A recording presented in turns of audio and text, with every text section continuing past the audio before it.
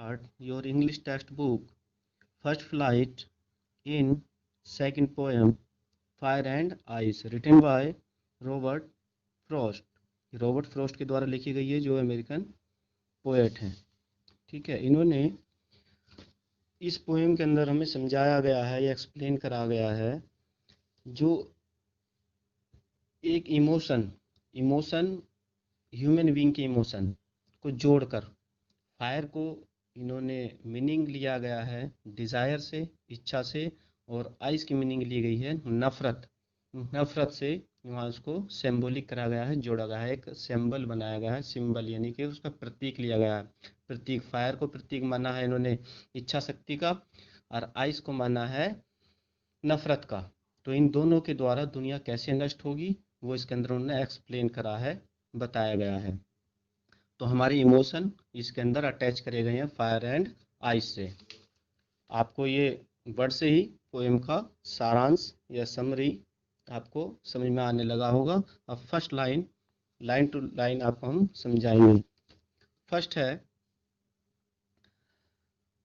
सम से the world will and in fire. कुछ लोग कहते हैं दुनिया आग से खत्म होगी, या इनकी इमोशन से आप जोड़ेंगे इसी लाइन को। कुछ लोग कहते हैं दुनिया इच्छा से खत्म होगी, इच्छा शक्ति से खत्म होगी। किसी की प्रबल इच्छा होती है, वो दूसरी की इच्छा को दबाता है अपनी इच्छा को जागृत करने के लिए, या उसको साम्राज्य स्थापित करने के लिए, अपना आधिपत्य स्थापित करने के लिए। तो कुछ लोग कहते हैं दुनिया आग से खत्म होगी या इच्छा शक्ति से खत्म होगी। ठीक है, आग का सिंबलिक वर्ड है इच्छा शक्ति।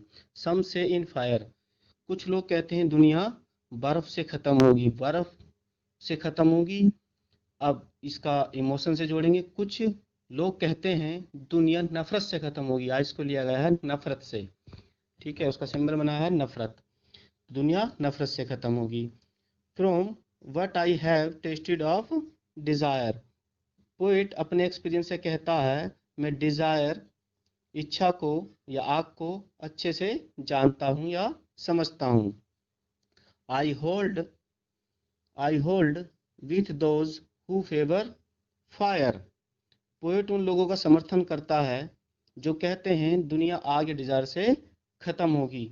आपको फोर्थ लाइन ही आपको अच्छे समझ में आ गई होगी, आई होप सो। आप इसको समझेंगे, वीडियो को पॉज करके देखेंगे और जूम करके भी आप देखेंगे, राइट डाउन करेंगे अपनी नोटबुक में।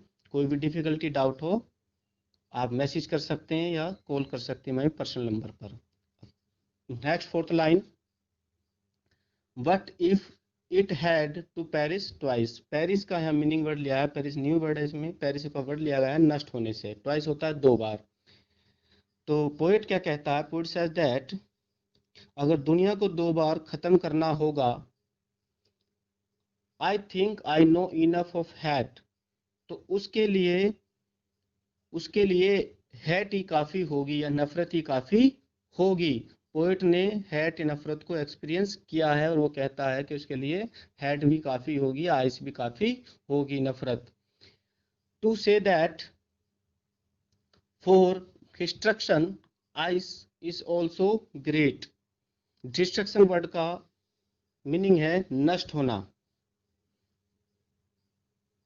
क्या है? नष्ट होना, तबाह होना, नष्ट होना।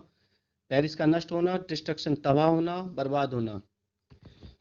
तो पोएट कहता है अगर आइस से भी, नफरत से भी अगर दुनिया खत्म होगी तो वो इतनी ज़्यादा तबाह हो जाएगी, इतनी ज़्यादा बर्बाद हो जाएगी कि वो क्या होगी, पर्याप्त होगी किसी भी चीज़ को बर्बाद करने के लिए, ख़त्म करने के लिए। तो what if it had Paris twice, I think I know enough of fire, enough of hate to say that the destruction ice if also great and would suffice। तो सफेस मीन्स होगा पर्याप्त,